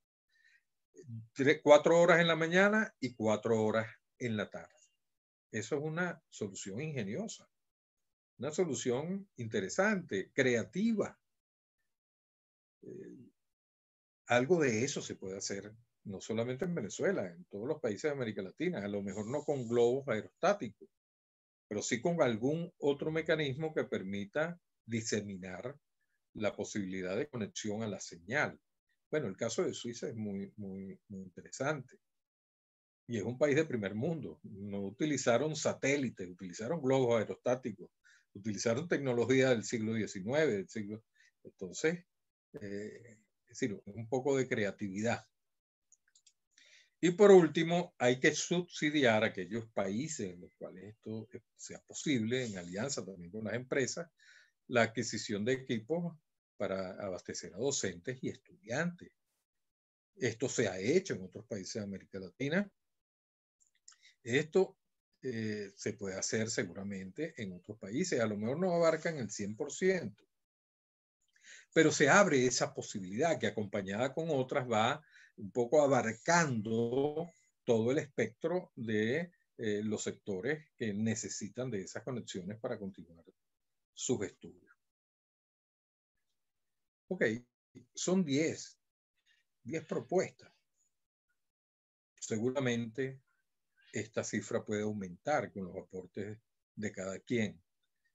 Lo que es imaginarse, crear, buscar soluciones alternativas. Ok. Para finalizar, no sé qué hora es, le pediría a mi amiga Patricia que me dijera cuánto me falta. O si ya sí, ya estamos en el tiempo. Ok, perfecto, porque esta es la última lámina. Ya estamos. Ok, bueno, finalmente, fíjense bien. Y esto que coloqué aquí, inclusive lo voy a leer porque no hay manera de explicarlo diferente. En condiciones de pandemia, si no hay estrategias claras, coherentes y consensuadas para garantizar la educación para todos, seremos testigos de un extraño fenómeno, un muy extraño fenómeno. La transformación de una educación online, que en principio es inclusiva porque elimina las distancias, a una educación elitesca y excluyente que aumenta la brecha entre los que tienen y no tienen acceso a la tecnología. Esta es una de las paradojas que nos puede traer la pandemia. En aquellos países como en el caso de América Latina y África y algunos sectores de Asia, en donde la pandemia nos agarró con un pañuelo muy, muy pequeño, con un techo para guarecernos muy, muy agujereado. Ahora bien, para finalizar, esta pandemia va a acabar. Ojalá más temprano que tarde. ¿Qué hacer después que culmine la pandemia? Esta es la pregunta mucho más difícil. Bueno, lo primero que hay que hacer es recoger los vidrios rotos, hacer un inventario de todo lo que perdimos durante la pandemia y sobre todo los rezagos que sufrieron nuestros estudiantes durante la pandemia, bien por falta de conectividad, bien por falta de equipo, bien porque habían profesores que no pudieron dar el programa totalmente, bien porque no se desarrollaron las competencias que había que desarrollarse. Esto hay que hacer un inventario porque hay que igualar ahora a todos en las mismas condiciones. Y esto tiene que ser un acuerdo nacional, esto tiene que ser una política pública, esto no debe ser solamente iniciativa de una escuela en particular o de una región en particular, esto debe ser una decisión nacional, una política pública que se insere en la situación post-pandemia para empezar a tomar nuevas medidas a fin de nivelar a nuestros estudiantes y poder recuperar la posición de educación de una calidad bastante aceptable que tuvimos durante los últimos 60 años y que hicieron que nuestros profesionales de hoy, que están regados por todo el mundo, sean reconocidos como unos extraordinarios profesionales. Las generaciones futuras tenemos que asegurarnos que continúen con esa tradición y no que esta tradición se convierta en los próximos años en una leyenda urbana, en un mito del pasado, porque no tomamos las decisiones adecuadas en el momento adecuado. Muchísimas gracias. Profesor Tulio, de verdad quiero darle las gracias no solamente por lo interesante del tema, sino lo profundo del tema con lo que usted lo ha manejado en la mañana de hoy. Como dice, son muchas dificultades, muchos retos que tenemos por delante con acciones que tenemos que tomar en conjunto. No pueden ser acciones individuales. No podemos solamente enfocarnos en un colegio, quizás el colegio de nuestros hijos, porque sabemos, como usted dice, en la Venezuela adentro, en la Venezuela profunda, pues hay una gran cantidad de dificultades que van más allá del simple hecho de no tener gasolina o no tener luz. Estamos viendo con lo que usted nos ha explicado la realidad de estos jóvenes, de estos muchachos que, como usted decía, son el talento del cual tenemos que preocuparnos, que pueden estar en una situación muy precaria, muy difícil, y que de alguna manera, pues si ya Venezuela muchos sentimos que estábamos retrasados en muchos temas, o íbamos quizás hacia atrás en otros temas, pues la educación es algo que sabemos que es necesaria, como usted decía, ese talento que ha sido reconocido tanto en Venezuela, en las empresas, como en el exterior, pues ha sido formado aquí, ha sido formado en nuestros liceos, en nuestras escuelas, después en las universidades, y obviamente eso es algo que se ha venido perdiendo en los últimos años y algo que de alguna manera pues tenemos que recuperar. Pero de verdad quería darle las gracias por el tiempo y además por la clara explicación que nos ha dado en todos estos temas tan interesantes. Y tenemos pues varios comentarios y varias preguntas que me gustaría ir leyendo para comenzar esta ronda de preguntas y respuestas. Y pues más allá de eso, muchísimas personas saludándolo y dándole las gracias por esta charla y esta explicación que nos ha dado aquí en esta mañana de hoy. Profesor Tulio, aquí hay algunas preguntas relacionadas con el tema de la falta de remuneración por parte de los padres en una pandemia que ha estado cerrada, con una flexibilización intermitente, en donde sabemos que todavía muchas empresas y comercios no han podido abrir, los padres de familias han estado sin remuneración. Usted hablaba de la falta de dispositivos, la falta de equipo, por supuesto la falta de luz, internet, estas ideas extraordinarias que le suenan a uno de ciencia ficción, globos aerostáticos transmitiendo señal educativa. Hemos visto países como por ejemplo México, un acuerdo entre las televisoras y el gobierno en donde van a transmitir clases vía televisión, como usted decía. Pero bueno, hay que buscar algunas posibilidades. Pero entonces, en ese sentido, algunas preguntas hablan de las dificultades que tienen los padres en poder adquirir equipos, en poder precisamente proveer a sus familias de estos equipos y estos dispositivos, que sabemos que es una limitación. ¿Cuál sería su visión de estas familias que ni siquiera tienen la posibilidad de tener un dispositivo que le permita al joven, al muchacho, tener clases en su casa? ¿Qué se puede hacer en ese caso? Sí, la verdad, la solución no puede ser individual. La solución no puede ser dejar bajo la absoluta responsabilidad de esa familia buscar la solución a esta situación. Debe ser una política de Estado. Un Estado que debe pensar en los más vulnerables, ¿ok?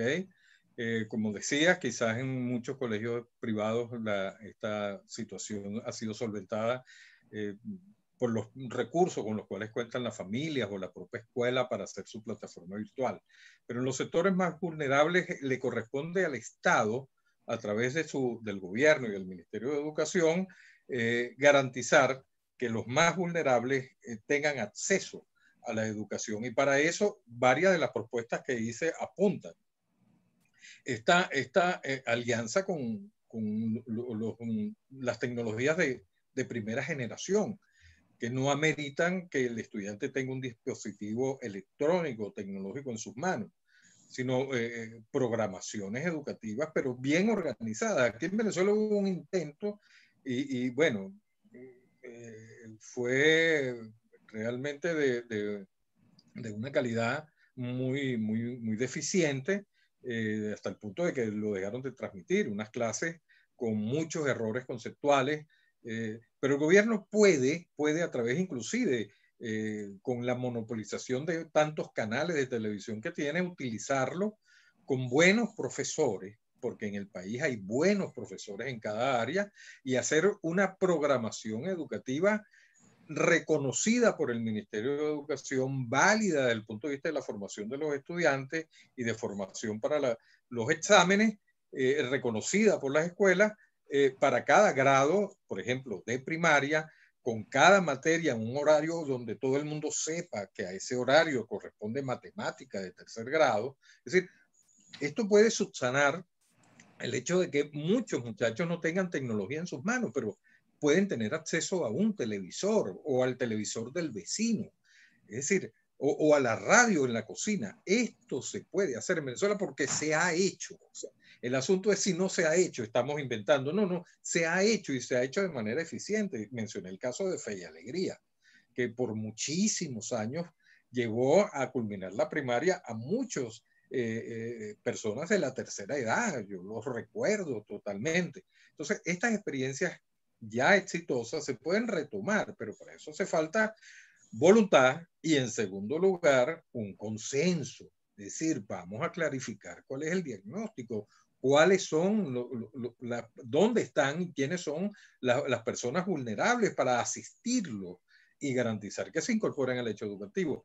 Esta coyuntura de pandemia no puede llevar al trasto uno de los principios democráticos que han caracterizado a este modo político de convivencia, que es el de igualdad de oportunidades. O sea, hay que garantizar que todos tengan la misma oportunidad con diferentes recursos.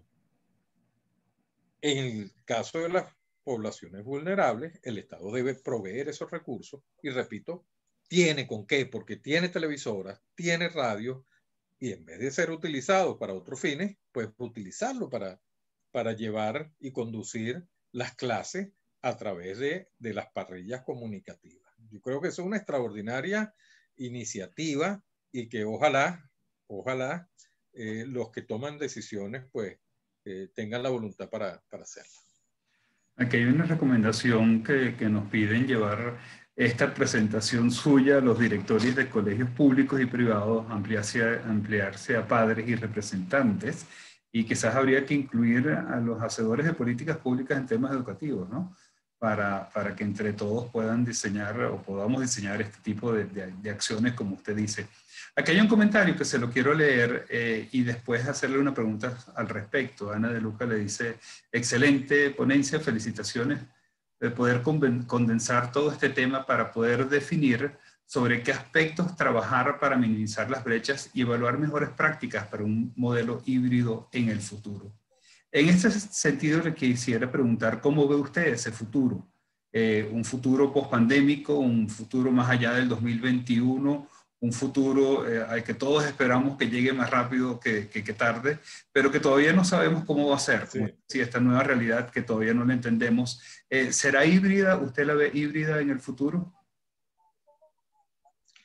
Sí, yo creo que todo apunta hacia ello, ¿sabes? Porque primero desde el punto de vista económico, que sobre esto, claro, nos preocupamos más por lo pedagógico, pero desde el punto de vista económico para los países se hace un ahorro significativo con la semipresencialidad, un ahorro de recursos, ¿ok? Porque el mantenimiento de las escuelas va a ser cada vez menor, porque su uso va a ser menos frecuente. Los profesores pueden disponer de tiempo de manera diferente, los estudiantes también. Hay ahorro en términos de transporte, en términos de gasolina.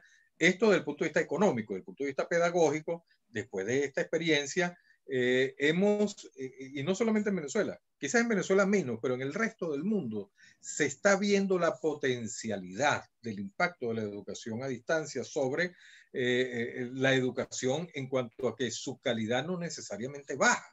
Si es una educación a distancia bien hecha, bien realizada, fundamentada en los criterios pedagógicos de la educación a distancia, no de clases en línea, que es solamente una parte de la educación a distancia, pues se puede garantizar la educación. Mira, en España hay una universidad, al igual que en Venezuela, que se llama la UNED, Universidad Nacional de Educación a Distancia. Es una universidad pública de educación a distancia catalogada como una de las mejores de España. Es decir, el hecho de que sea a distancia o mediada por la tecnología no significa que va a bajar la calidad. Bueno, eso es uno de los aprendizajes que estamos tomando de la pandemia en muchas partes del mundo, y esto nos va a conducir a más llevar la educación a la semipresencialidad que a la presencialidad. Ahora, es importante, la semipresencialidad debe ser gradual, ¿ok? Por ejemplo, a los niños más pequeños es más importante la presencialidad que la educación online, por la necesidad de interacción, de establecer relaciones con sus iguales, de la socialización, de desarrollar competencias como la tolerancia, la solidaridad. Para eso es muy importante la presencialidad. Pero para estudiantes de tercero, cuarto, quinto año de bachillerato, quizás sea la semipresencialidad la mejor salida. Inclusive para la universidad, algunas materias tendrán que ser presenciales porque no puedo practicar en cadáveres. Si voy a estudiar medicina con un cadáver virtual, lo mejor es que sea un cadáver real, pero otras asignaturas como bioquímica a lo mejor se pueden dar de manera absolutamente a distancia, y otras asignaturas de la misma carrera se pueden dar de manera semipresencial. Es decir, podemos establecer todas las combinaciones posibles, pero lo más interesante es que el mundo, buena parte del mundo, redescubrió sobre la potencialidad del uso de las tecnologías, y que el futuro va a depender cada vez más del uso de la tecnología. Sí, fíjense que en ese sentido también hemos visto cambios yo diría que hasta en las principales universidades del mundo, donde ya el tema de la virtualidad se mezcla en donde si es un laboratorio sí vas a asistir, si es otro tipo de clase la vas a tener online, te requieren que estés cerca de la universidad, pero bueno, son parte de los cambios que sí vamos a ver, ¿no? Usted mencionaba en una de las láminas la deficiencia de conectividad de Venezuela y que salíamos casi en último lugar en ese ranking que usted vio. Pero yo me atrevería a decir que no importa el ranking que veamos, Venezuela va a estar entre los últimos lugares y eso nos ha dejado con una brecha muy grande, no importa el tema en que estemos hablando. Podemos hablar de inversión privada, podemos hablar de comercio, podemos hablar de exportaciones, podemos hablar de habilidades o de experiencias, pero también podemos hablar de las brechas. Y usted mencionaba las brechas y lamentablemente con todo lo que ha venido pasando en el país y sumado ahora el tema del COVID, sentimos que estas brechas se han aumentado. Una de las preguntas que nos están haciendo por aquí es cómo pudiésemos hacer un diagnóstico para evaluar las carencias de nuestros estudiantes a nivel nacional o ver qué brechas podemos tener en ese sentido. Ok, muy bien, interesante pregunta. Los mejores diagnósticos lo hacen los diferentes. Me explico. No puede ser una comisión de absolutamente iguales con los mismos criterios porque van a ver solamente parte de la realidad. Hay que incorporar a los diferentes, es decir, los diferentes puntos de vista desde diferentes posiciones como actores sociales frente al hecho educativo. Una cosa piensan los padres, una cosa piensan los rectores de las universidades, una cosa piensan los directores de escuela, otra los maestros, otros los funcionarios del ministerio, otros los alumnos. Bueno, todos ellos deben formar parte de esa gran comisión técnica que haga, repito, de manera descarnada el diagnóstico. Porque si yo coloco solamente a funcionarios del ministerio a hacer ese diagnóstico, seguramente, como decimos en el argot popular, por defecto de fábrica van a ver solo una parte de la realidad. ¿Ok? Entonces hay que incorporar a todos los involucrados. Y el diagnóstico debe ser muy descarnado, porque si no, las políticas que van a desarrollarse a partir de ese diagnóstico no van a tener ningún tipo de impacto. Y ahora, con respecto a los rankings y el lugar de Venezuela, siempre dije, Luis, en mi conferencia, siempre lo repetí, que Venezuela es un caso atípico, totalmente. ¿Okay? Es un caso, en principio, estamos de último en todos los rankings. El único ranking que yo quisiera estar de primero es ocupar el lugar que ocupa Dinamarca en el ranking de honestidad y de sociedad no corrupta en el mundo. Después vendrán nuestra mejor ubicación en lo económico, en lo tecnológico, en otros aspectos, en salud, pero ese ranking siempre lo he envidiado. Cuando estuve en un congreso en Copenhague, en Dinamarca, yo me venía, el congreso terminaba el día domingo y el domingo entregaban las credenciales. Y yo me venía el día sábado y le dije a la coordinadora del evento que como yo me venía el día sábado, si me podía adelantar el certificado. En esa época no se enviaban certificados online ni nada de eso, sino que se entregaban en físico. Y ella me respondió, profesor, lo lamento, no puedo porque eso es corrupción. Aprendí una lección.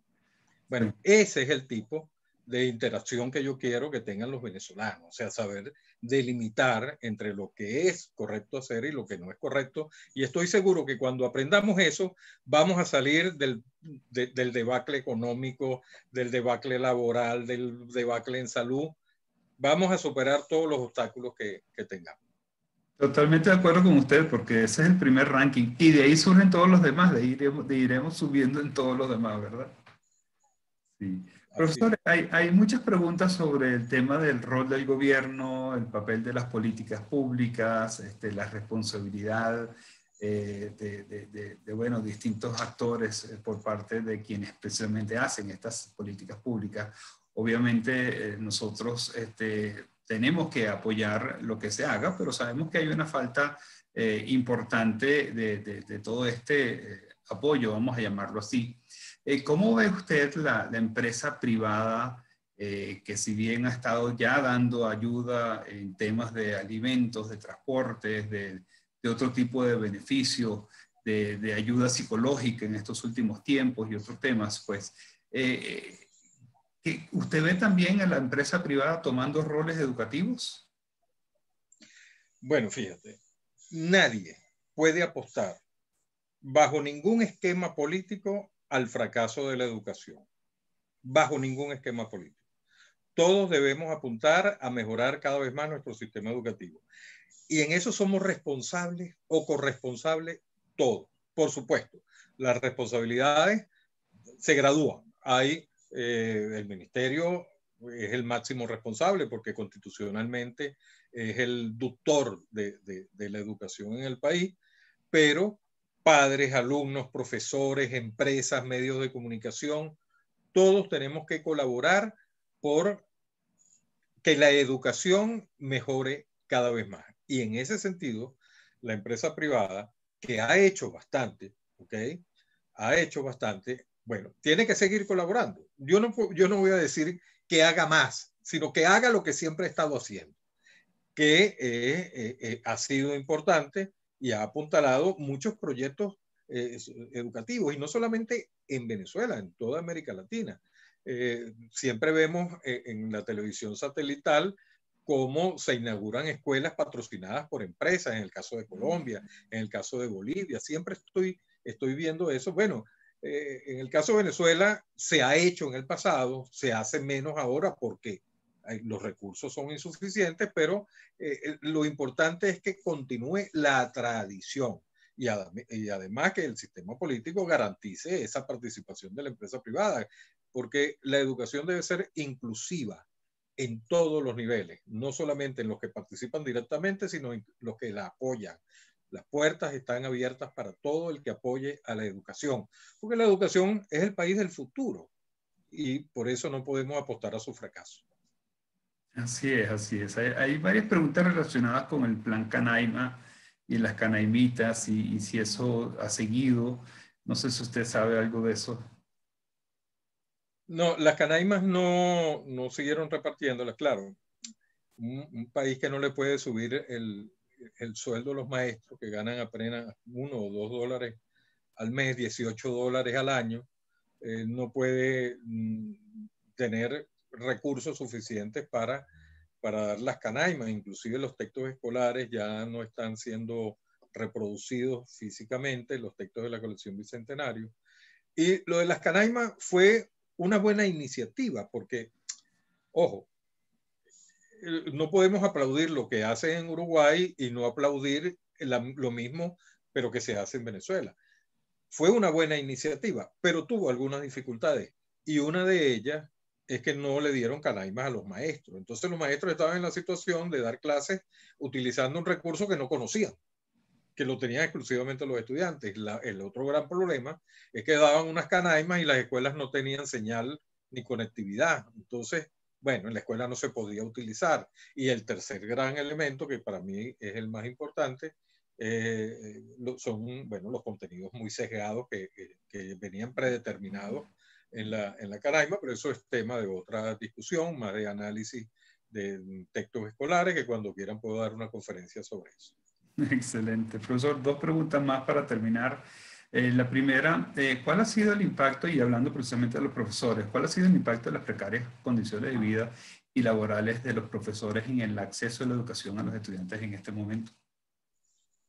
Me encanta tu pregunta. Estamos en un país donde tradicionalmente, y sobre eso los invito a leer mi artículo en Tal Cual el lunes, porque en un párrafo hablo de eso, contando mi propia historia. Venezuela, los maestros toda la vida han sido los peores remunerados con respecto al resto de los profesionales. Pero esto nunca fue un obstáculo para que un maestro levantara una familia, llevara a sus hijos a la universidad y además mejorara en sus condiciones de vida a través del tiempo.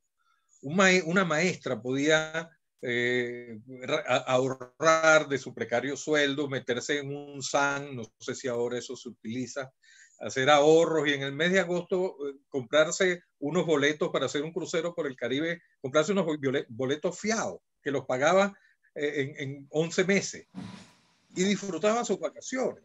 O se iba a Curazao y compraba el estreno de los hijos para diciembre.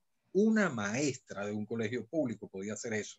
Con muchas precariedades, podía comprarse una nevera que no hiciera escarcha, podía dejar de lavar en la batea y comprarse una lavadora de rodillos a crédito en Sears o en Ingeve. Esa era la vida de los venezolanos. Vivíamos del crédito porque teníamos trabajo fijo, aunque fuese mal remunerado. Y lo que te indica eso es que en Venezuela la profesión docente es la que menos rotación tiene.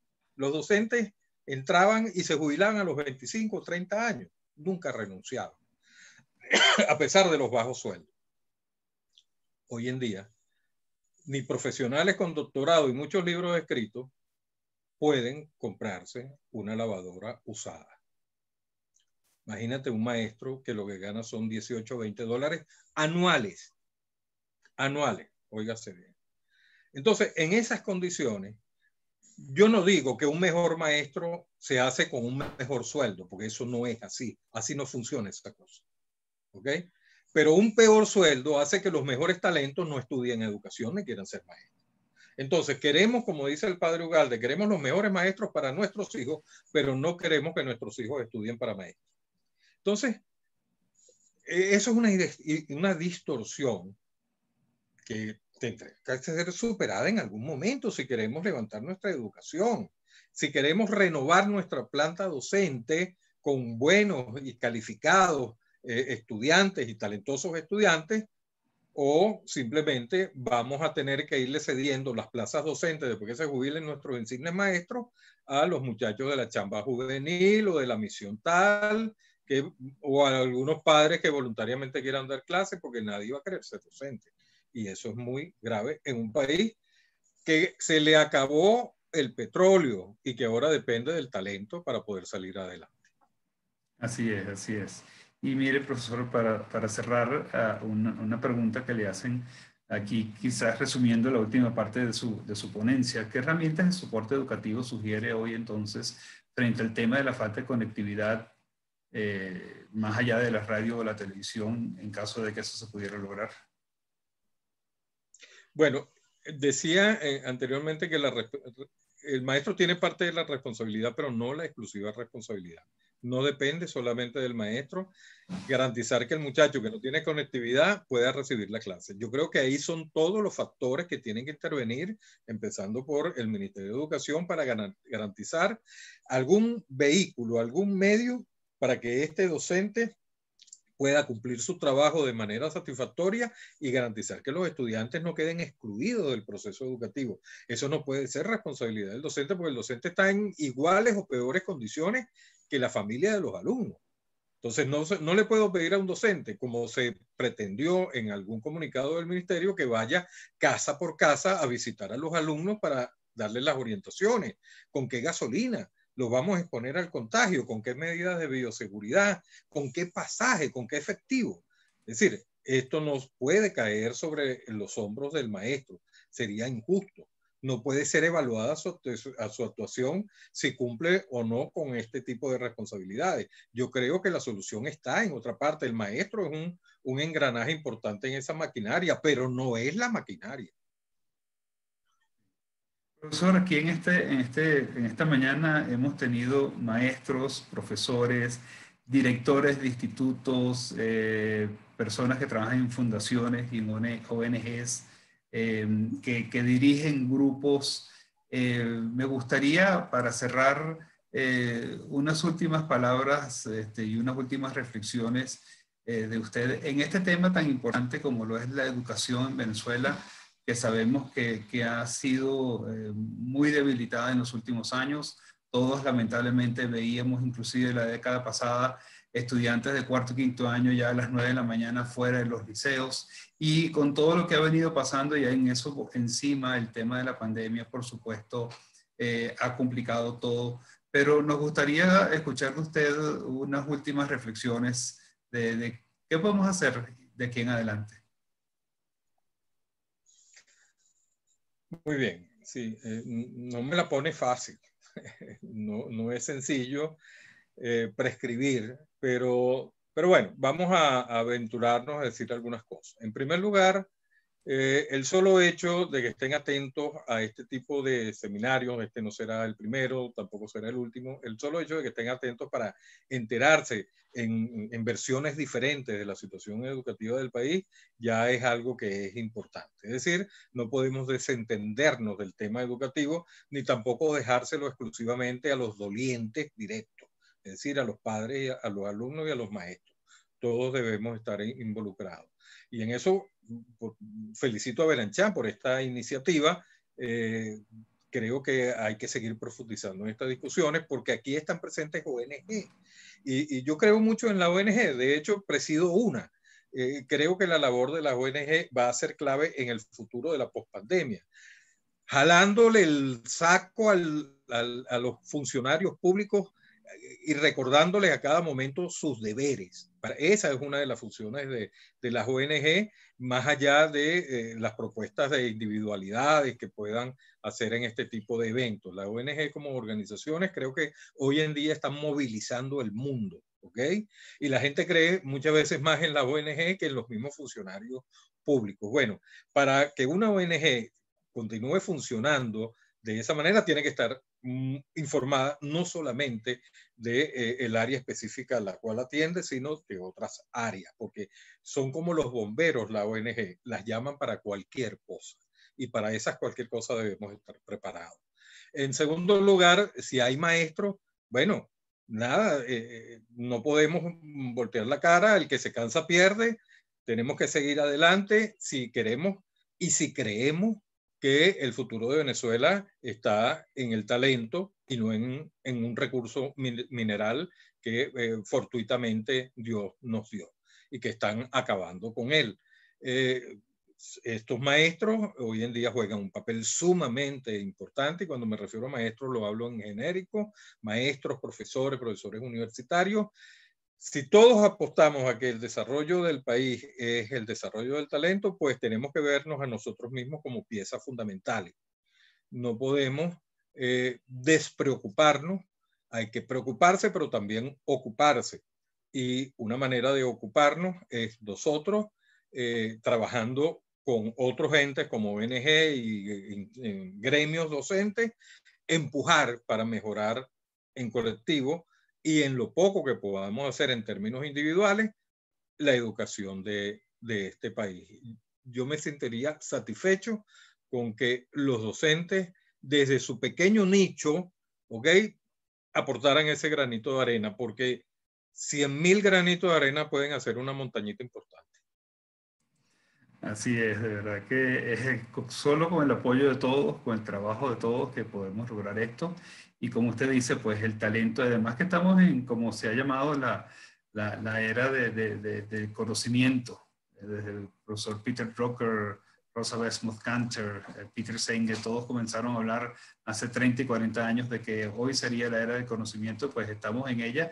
Y como usted dice, el talento es lo más importante que hay que desarrollar.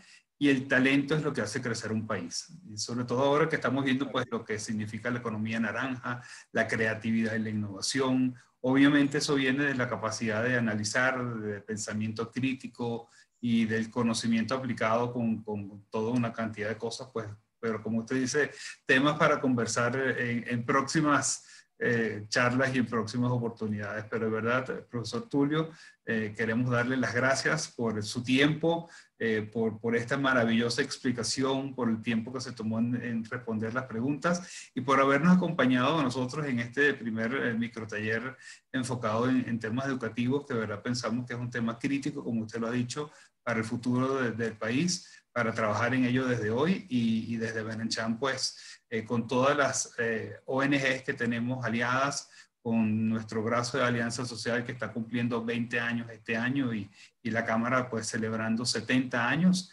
hemos querido pues darle este enfoque a temas educativos y temas que pueden de alguna manera ayudarnos como sociedad a salir adelante. Así que, profesor Tulio Ramírez, de nuevo, muchísimas gracias por este tiempo, a todos los que nos acompañaron en la mañana de hoy.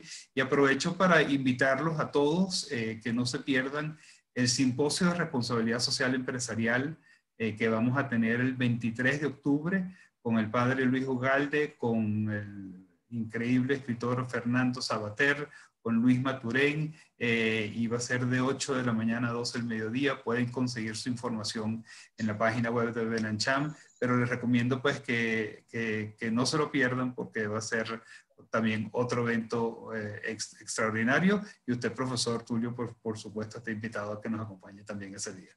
Gracias. Bueno, y muchísimas gracias a todos, y feliz día, y seguiremos entonces con este ciclo de talleres desde Benancham. Muchísimas gracias de nuevo. Hasta luego. Chao. Gracias, señor Tulio. Hasta luego. Hasta luego, gracias. Chao.